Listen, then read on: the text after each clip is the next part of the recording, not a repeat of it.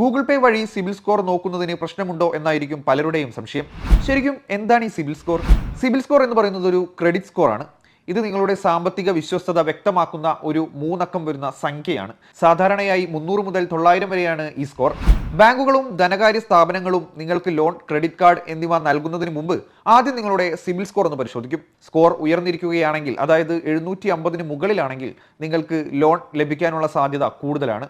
Score താഴ്ന്നിരിക്കുകയാണെങ്കിൽ, അതായത് 300-നും 600-നും ഇടയിലാണ് ഇരിക്കുന്നതെങ്കിൽ നിങ്ങൾക്ക് ലോൺ ലഭിക്കുന്നതിന് പ്രയാസം നേരിടേണ്ടി വരും. ഈ അടുത്താണ് ഗൂഗിൾ പേ പോലുള്ള പണമിടപാട് ആപ്പുകൾ സിബിൽ സ്കോർ പരിശോധിക്കാനുള്ള ഓപ്ഷൻ കൊണ്ടുവന്നത്. ഇത് ഇടയ്ക്കിടയ്ക്ക് സിബിൽ സ്കോർ പരിശോധിക്കുന്ന പ്രവണത ആളുകളിൽ ഉണ്ടാക്കാൻ ഇടയായി. ഇങ്ങനെ ഇടയ്ക്കിടയ്ക്ക് സിബിൽ സ്കോർ പരിശോധിക്കുന്നത് മൂലം അത് കുറയാൻ കാരണമാകുമോ എന്ന സംശയമാണ് ഇപ്പോൾ ഒരുപാട് പേർക്കുള്ളത്.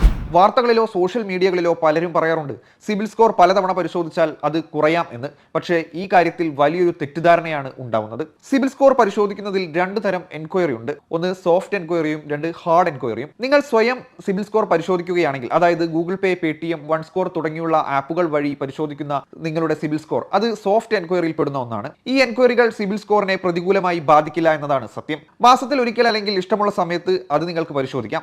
അടുത്തതായി പറയുന്നത് ഹാർഡ് എൻക്വയറിയാണ്. അതായത് ബാങ്കുകൾ അല്ലെങ്കിൽ ഫിനാൻഷ്യൽ സ്ഥാപനങ്ങൾ നിങ്ങൾക്ക് ലോൺ, ക്രെഡിറ്റ് കാർഡ് തുടങ്ങിയവ നൽകുന്നതിനായി ക്രെഡിറ്റ് റിപ്പോർട്ട് പരിശോധിക്കുമ്പോൾ അത് ഹാർഡ് എൻക്വയറി ഇനത്തിൽപ്പെടും. ഇത്തരം എൻക്വയറികൾ കൂടുതലായാൽ സ്കോറിന് കുറവുണ്ടാകാം. പല സ്ഥലങ്ങളിൽ ഒരേ സമയം ലോൺ അപേക്ഷിക്കുന്നത് അല്ലെങ്കിൽ നിരവധി ക്രെഡിറ്റ് കാർഡുകൾക്ക് അപേക്ഷിക്കുന്നത്, ഇതൊക്കെ ഹാർഡ് എൻക്വയറിയായി കണക്കാക്കും.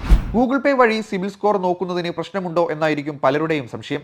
ഗൂഗിൾ പേ, വൺ സ്കോർ, പൈസ ബസാർ തുടങ്ങിയ പ്ലാറ്റ്ഫോമുകൾ വഴി സ്കോർ പരിശോധിക്കുന്നത് സോഫ്റ്റ് എൻക്വയറി ആയതുകൊണ്ട് തന്നെ അത് സിബിൽ സ്കോറിനെ നേരിട്ട് ബാധിക്കില്ല എന്നതാണ് സത്യം. ഇനി സിബിൽ സ്കോർ മെയിൻറ്റെയിൻ ചെയ്യാൻ എന്തൊക്കെ ശ്രദ്ധിക്കണം എന്നൊന്ന് പരിശോധിക്കാം. മാസത്തിൽ ഒരിക്കൽ മാത്രം സ്കോർ നോക്കുക. അനാവശ്യമായി പല ക്രെഡിറ്റ്, ലോൺ ആപ്ലിക്കേഷനുകൾ ഒരേ സമയം ചെയ്യാതിരിക്കുക. നിങ്ങളുടെ EMI, ക്രെഡിറ്റ് കാർഡ് ബില്ലുകൾ എന്നിവ സമയത്ത് തന്നെ അടയ്ക്കാൻ ശ്രദ്ധിക്കുക. ഗൂഗിൾ പേ പോലുള്ള ആപ്ലിക്കേഷനുകളിൽ സിബിൽ സ്കോർ തുടരെ പരിശോധിക്കുന്നത് കൊണ്ട് മാത്രം സിബിൽ സ്കോർ കുറയാൻ ഇടയാവില്ല.